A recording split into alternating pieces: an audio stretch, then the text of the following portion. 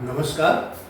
डिनामी economy में आपका स्वागत है। मैं हूं दिव्य मिश्रा। इस वीडियो में हम बात करेंगे exemptions of cardinal utility theory. सबसे पहली बात यह है कि ये थ्योरी होती क्या है। तो जो थ्योरी होती है उसका जो मुख्य उद्देश्य होता है वो एक्चुअल बिहेवियर का रेशनल, लॉजिकल और साइंटिफिक एक्सप्लेनेशन होता है। Theory aims at giving rational, logical and scientific explanation of actual human behavior। जैसे आम अगर महंगा है तो हम कम खरीदते हैं, सस्ता है तो ज़्यादा खरीदने लगते हैं। तो ऐसा क्यों होता है कि आम अगर महंगा है तो हम कम खरीदते हैं, सस्ता है तो हम ज़्यादा खरीदते हैं। इस चीज़ को अगर हम लॉजिकली एक्सप्लेन करें रेशनल तरीके से, तर्कों के साथ कि ऐसा क्यों होता है, तो जो भी हमारा एक्सप्लेनेशन होगा उसी को हम थ्योरी कहेंगे। यहाँ हम बात कर रहे हैं, जिससे हमने कहा कि आम अगर महंगा है तो हम कम खरीदते हैं, ज़्यादा है तो अगर सस्ता है तो ज़्यादा खरीदते हैं। तो ये डिमांड से एसोसिएटेड है। तो जाहिर सी बात है ये जो हमारा कार्डिनल यूटिलिटी थ्योरी है ये हमारे डिमांड बिहेवियर को ही एक्सप्लेन करने का प्रयास करती है। इसे हम मार्शलियन थ्योरी भी कहते हैं, क्योंकि जो मार्जिनल यूटिलिटी एनालिसिस है कंज्यूमर बिहेवियर में, इसमें मार्शल का योगदान सबसे ज़्यादा है। इसी तरह से जो मार्जिनल रेवेन्यू एनालिसिस है उसमें कोर्नो का योगदान सबसे ज़्यादा है। मार्जिनल प्रोडक्टिविटी एनालिसिस उसमें क्लार्क का योगदान सबसे ज़्यादा है। यहाँ हम कार्डिनल यूटिलिटी थ्योरी की बात कर रहे हैं तो यहाँ पर ये डिमांड एनालिसिस है और इसमें मार्शल का योगदान सबसे ज़्यादा है, इसलिए इसे मार्शलियन थ्योरी ऑफ डिमांड भी कहा जाता है। तो ये एक्चुअल ह्यूमन बिहेवियर चूंकि रेशनल एक्सप्लेनेशन हमें प्रोवाइड कराना है तो कुछ एजम्पशंस लेनी पड़ती हैं, कुछ मान्यताएं माननी पड़ती हैं जो वास्तव में एग्जिस्ट करती हैं या नहीं करती हैं ये जरूरी नहीं है। कई बार कई सारी मान्यताएं ऐसी होती हैं जो एक्चुअल में एग्जिस्ट नहीं करती हैं, फिर भी अपनी बात को कहने के लिए, समझाने के लिए, थ्योरी डेवलप करने के लिए हमें एजम्पशंस लेना पड़ता है। थ्योरी का एक फायदा ये भी होता है कि once a theory has been developed it can be used to predict behaviour of the concerned individual और कंसर्न्ड सिचुएशन।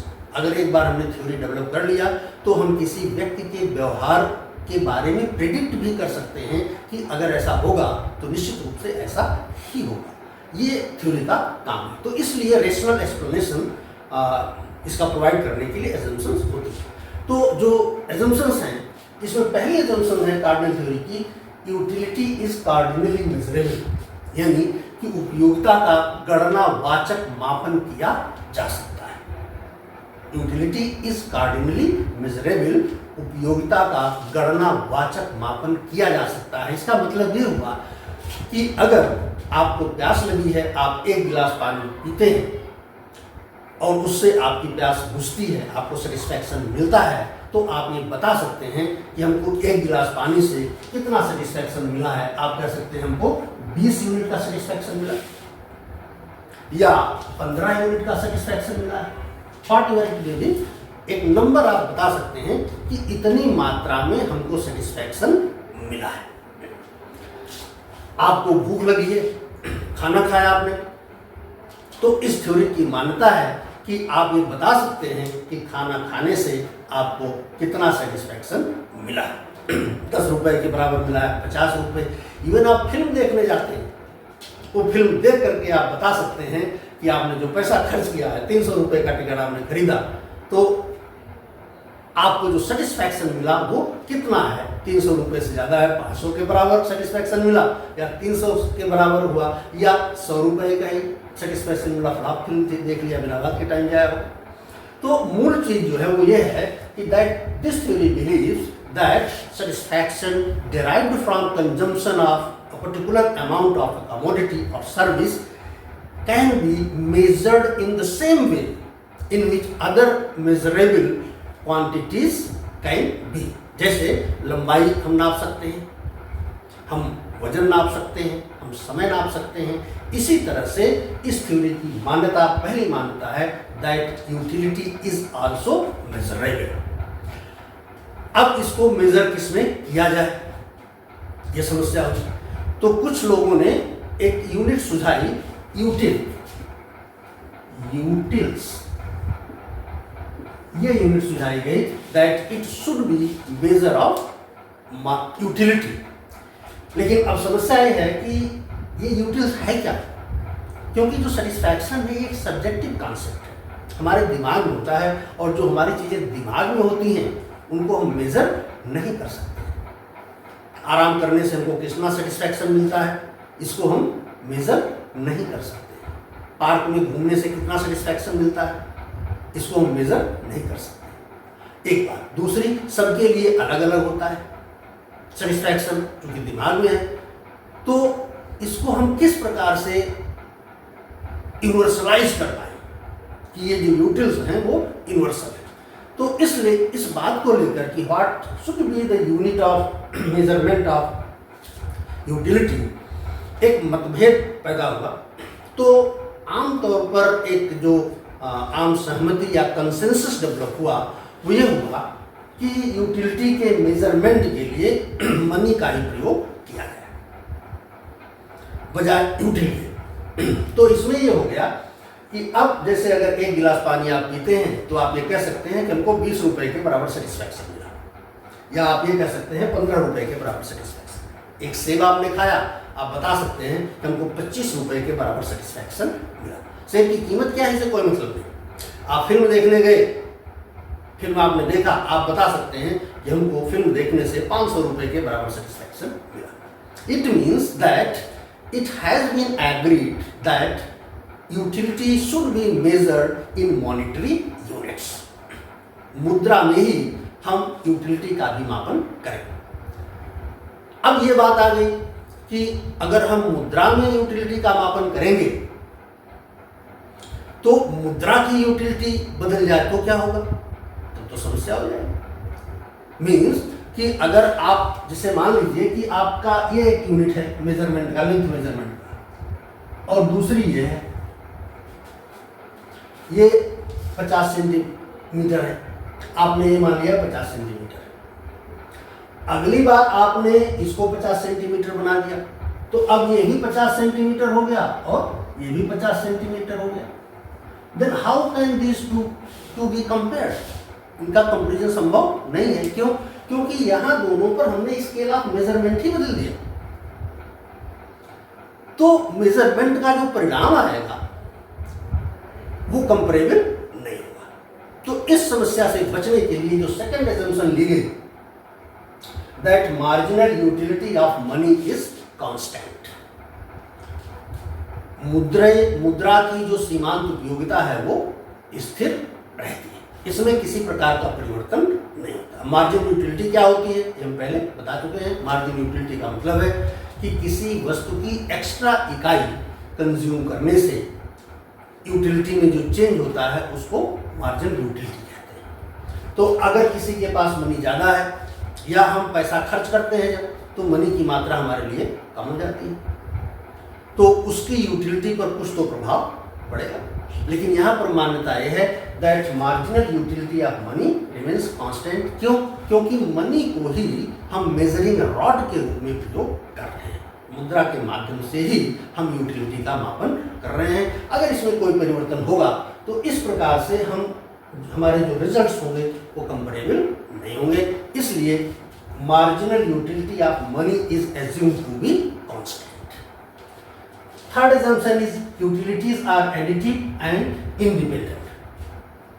ये इसका मतलब है कि विभिन्न वस्तुओं के उपभोग से हमको जो संतुष्टि मिलती है वो एक दूसरे से स्वतंत्र होती है।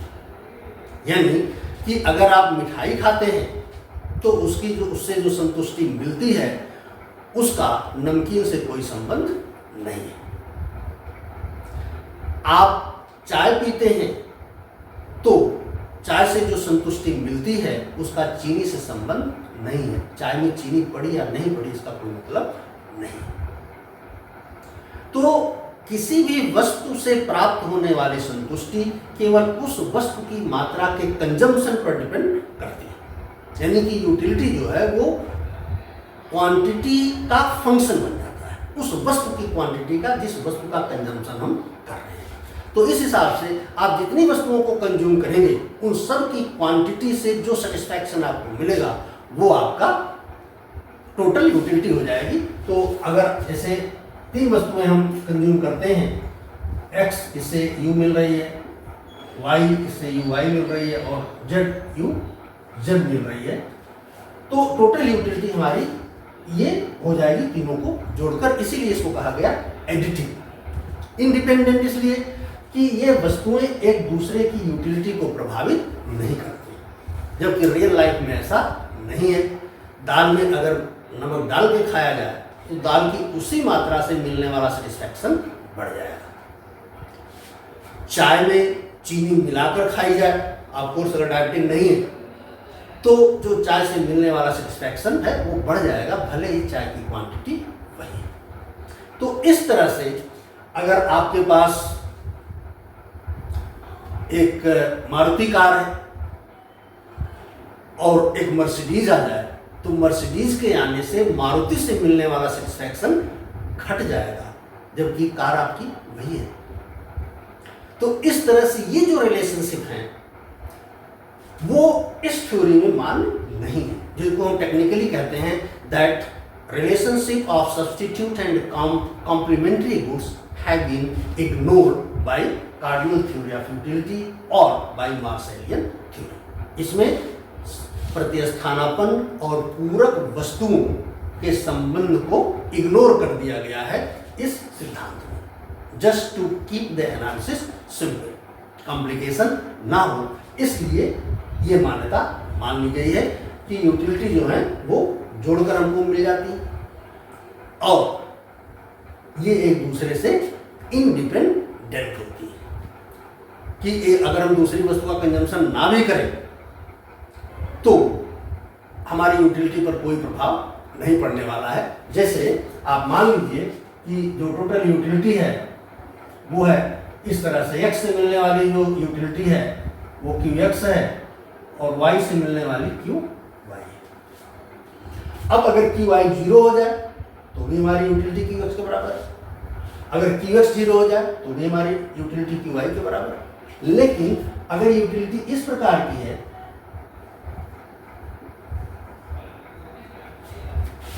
यहां अगर q 0 हो गया तो utility 0, what ever be the quantity of x, इससे कोई मतलब नहीं है। अगर qx 0 हो गया तब भी यूटिलिटी 0 हो गई, what ever be the quantity of y। तो ये जो है ये इंडिपेंडेंट एडिटिव फंक्शन यूटिलिटी का नहीं है। This one is independent and additive function of utility. तो जो मार्सेलियन थ्योरी है वो इसको मानती है कि जो भिन्न भिन्न वस्तुएं हैं उनसे प्रत्येक से मिलने वाली संतुष्टि अलग होती है, एक दूसरे पर निर्भर नहीं करती है। बात समझ में आ गई होगी आई थिंक। लास्ट असम्पशन है फोर्थ, इंट्रोस्पेक्शन।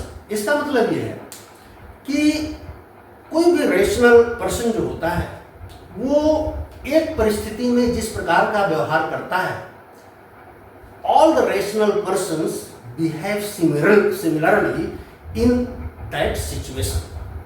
इसको दूसरे शब्दों में कह सकते हैं कि कोई भी बात जो हमारे ऊपर लागू होती है वही बात दूसरे के ऊपर भी लागू होती है। जैसे अगर हम पानी पीने से हमारी प्यास बुझती है, खाना खाने से हमारी भूख मिटती है, तो कोई भी दूसरा व्यक्ति जो होगा वो भी पानी पिएगा तो उसकी प्यास बुझेगी, खाना खाएगा तो भूख मिटेगी। इसे कहा जाता है इंट्रोस्पेक्शन। तो इसमें ये मान लिया गया, इसका मतलब ये हो गया कि हमारे ऊपर जो बात लागू है वो दूसरे के ऊपर भी लागू हो जाती है। तो इस तरह से हम नियम को जनरलाइज करने में सफल हो जाते हैं। अपने ऊपर जो नियम हमने लागू किया वो दूसरों को ऊपर भी आराम से लागू कर सकते हैं, ये मीनिंग है इंट्रोस्पेक्शन। तो ये जो एजम्पशंस हैं, इन एजम्पशंस के बेसिस पर cardinal theory of utility develop की गई है, जिसका उद्देश्य हमने बताया कि एक्सप्लेन करना है that how demand for individuals and demand for markets can be determined and developed. Video पर अपनी राय दीजिए। वीडियो को लाइक करें, शेयर करें, सब्सक्राइब करें। वीडियो देखने के लिए आपका धन्यवाद।